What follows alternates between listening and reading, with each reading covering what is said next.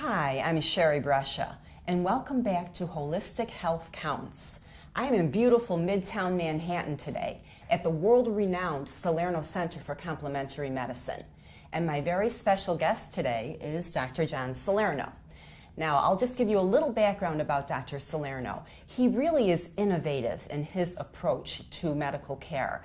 He blends both traditional Western protocols with holistic health measures and really creates a unique, individualized treatment program for each of his patients. You feel like you are not only with your doctor, but your best friend. So it is my absolute pleasure to have Dr. Salerno with me today. Thank you so much, Sherry. It's a pleasure to be with you. Super. We are going to be talking about a very interesting subject today, and something that we're seeing more and more of, unfortunately. We are faced with a lot of health challenges in our world today, but one of the ones that seems to be popping up more and more is autoimmune diseases. I believe upwards of 80 autoimmune conditions have been identified so far, and I think the current statistic is 1 in 12 people has some kind of autoimmune condition. Right. So I want to talk to Dr. Salerno and get his input on what he thinks is going on with autoimmune conditions and maybe some ways that we can help people get relief. So Dr. Salerno, could you tell me, what is an autoimmune disease all about? Yeah, it's very interesting, Sherry. Autoimmune disease really implies that the immune system is dysfunctional in the human body. So what ends up happening, instead of the body tissues and the immune system working in harmony, the immune system will attack organ systems and recognize them as foreign in our own bodies. And that's because something is triggering the immune system to be dysfunctional.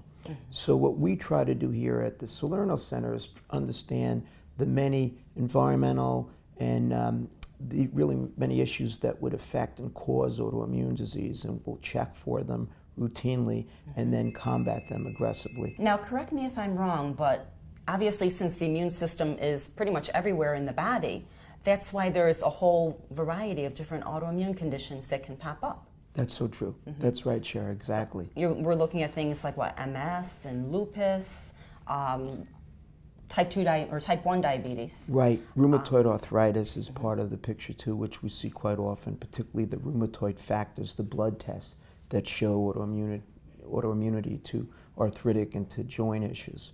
So, and yeah, right, there's probably 70 or 80 different types of autoimmune responses that we're picking up today, and it clearly affects our health, from chronic fatigue to MS, as you said, to neurological conditions, and it's becoming much more rampant over the last 5 or 6 years. Right, right.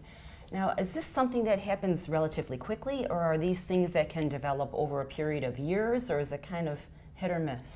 It's hit or miss. We see a lot of thyroid autoimmunity can develop pretty quickly. Others do take a little bit of time. It's very individualized.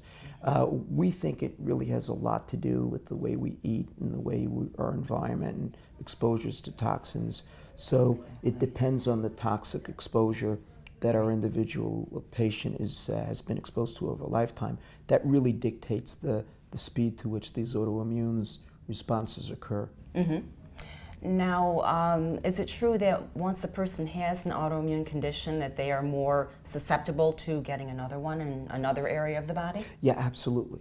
That's why at the first sign of any initial autoimmune response, we like to get aggressive nutritionally, of course, and of course environmentally, to try to stop that, because you're right, other autoimmune issues would occur rapidly.